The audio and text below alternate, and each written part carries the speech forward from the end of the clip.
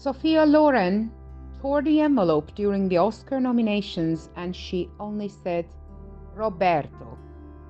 Then this 5'5" man steps on the chair in front of him, screaming his joy. This man is the genius director and leading actor of the movie Life is Beautiful. In Italian, La vita è bella, Roberto Benigni. La vita è bella is a 1997 Benigni drama that won the biggest award in Cannes Festival 1998, 7 Oscar nominations, and won 3 of those nominations as the Best Foreign Movie, Best Film Music, and the Best Leading Actor. Even though it had few negative feedback on using a sensitive subject like genocide in a comedy, he earned great respect in most criticisms, admiring the story, performances, directing, and the great success in combining comedy and drama in the same movie. Today, it is still recognized within the top 10 movies that explain the Second World War the most realistically. The movie was made with $20 million budget and earned a revenue of $230 million, 57.6 million of it coming from US movie theaters. The National Review Agency included the production within the best 5 foreign movies in 1998. The movie simply tells the tale of a father protecting his son from the painful truth of the war. The first half goes in a romantic and slapstick style pre-Second World War. Guido, who is the leading character, given life by Benigni himself, is a careless, happy Sepharad, which is an Italian Jewish man, who starts to work as a waiter in the hotel where his uncle works, with his biggest goal in life is opening a bookstore. He falls in love with Dora, who comes from a rich aristocratic and non-Jewish family and engaged to a fascist policeman. The Dora character is played by Benigni's wife in real life, Nicoletta Braschi. Guido plans a series of coincidental events to talk to Dora, one of them being a pretending ministry authority who visits the school where Dora teaches to talk about racist manifests. In those years, the children were taught in schools that Aryans, the true Italian blood, were the advanced race and the other races were beneath them. Children were advised to acquaint with the Jews only in a level that their pure blood won't be ruined. Guido tells the children that his ears and his belly are the evidence of his pure Italian genes and making the children laugh by impersonating him. In reality, he makes fun of the manifest as there is no physical evidence that he actually is not an Aryan.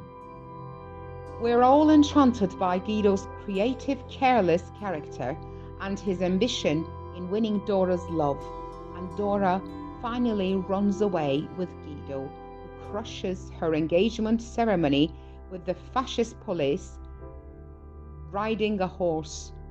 They marry against all difficulties and have their son a year after. In 1938, where the second part of the movie begins, the genocidal law is accepted in Italy and their son is 5 years of age. Jewish concentration camps open in Germany and Italy with the announcement of Second World War. Guido is forced to take a very crowded train ride to this camp by his son and his uncle on the side. Even though she's not Jewish, Dora also gets into the different wagon and goes to the concentration camp with her son and beloved husband. When we pay attention to the details in the movie, we can see the wall posters and sandbags, and also the marching soldiers gives us the hint of how bloody, aggressive, and hateful the war actually is, without showing very graphic and brutal scenes. However, Guido's real challenge starts by one of the Gestapo asking if there's any German speakers in the crowd, and Guido volunteering to make his son believe that they're on a holiday, and all of this is a game to win a real tank. To achieve this, the boy shall not cry, ask for his mother, or complain about the circumstances, as he would lose points. The boy, Gios, sometimes wants to give up, but Guido persuades him to staying that the kids hide from the soldiers and stay quiet earns extra points. The most breathtaking scene of the movie would be where Guido makes his funny walk, knowing that he is being taken to be executed, and making sure that his son still believes that this all was a game. And gladly, the tanks arrive with the American soldiers in it, and Gios screams, "We won." This underlines the concentration camps are invaded by the US soldiers and the Second World War ends. A war movie without the scenes of blood and murder, also making the audience laugh from time to time, shows us what a successful production this was. People who were skeptical at the beginning accepts that the movie carries human emotions to highest peaks, making them laugh and cry uncontrollably in different scenes.